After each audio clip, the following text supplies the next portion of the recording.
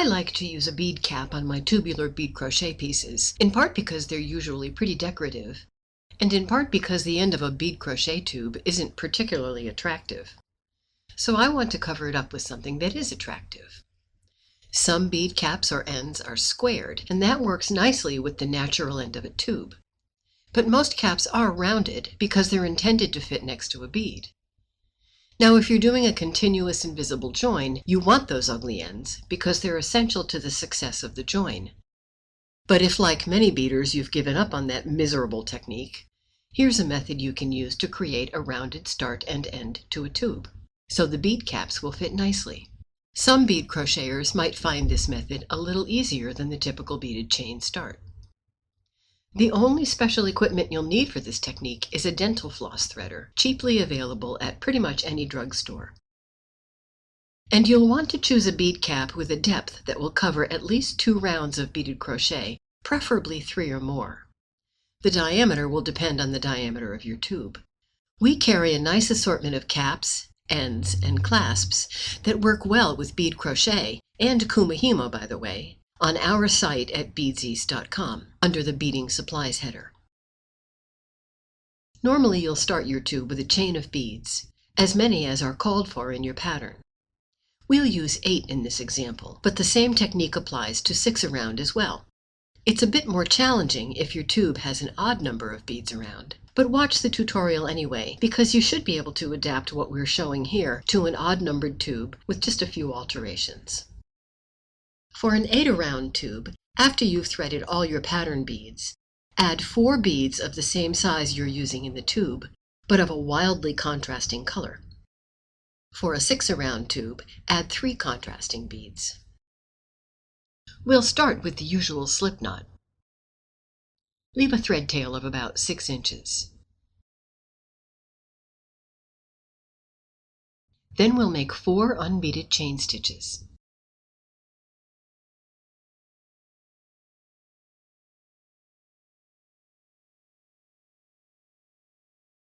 Join the chain into a ring with a slip stitch. For once, it doesn't matter if the chain is twisted because we'll be crocheting into the hole in the ring initially, rather than into the chain stitches themselves.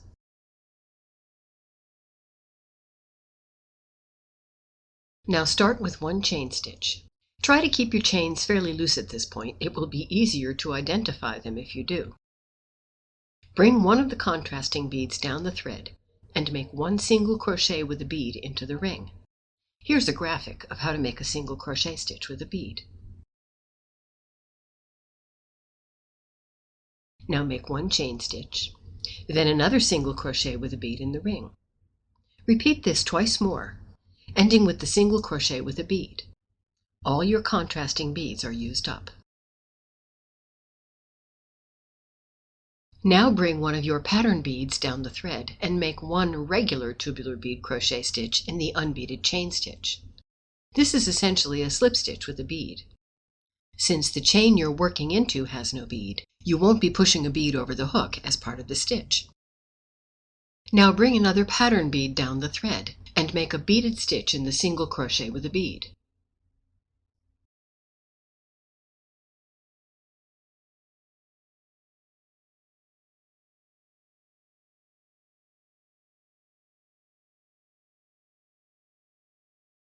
Repeat this all around, making beaded crochet stitches in the alternating chain stitches and single crochets.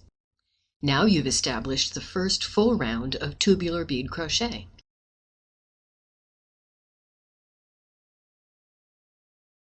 Build on this by crocheting as you normally would for a beaded tube until you have at least 1 inch of tube.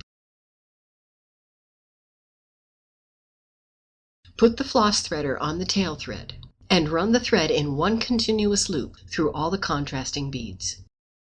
Draw in the thread and secure it. Now you have a nicely rounded end that will fit neatly into a rounded bead cap.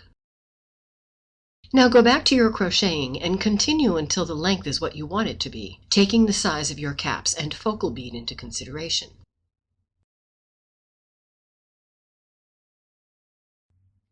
It's a little easier to work it on the opposite end. You don't need contrasting color beads because it's easy to see. You start your last round with an unbeaded stitch, then make a beaded stitch. Do this all around until you have 4 beads in the round. Cut the thread, leaving a tail of at least 6 inches. Then pull the thread through the last loop to secure it. Now put the floss threader on the tail and run the tail thread through the last 4 beads in a continuous loop.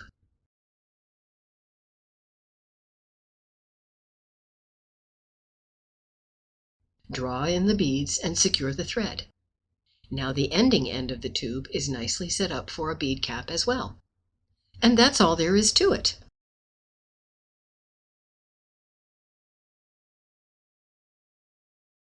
Caps, focal beads, and decorative clasps can add so much interest and fun to your tubular bead crochet projects. I hope you'll give it a try. This is Ann Benson of Beads East. Thanks for joining me, and I hope you'll join me again soon.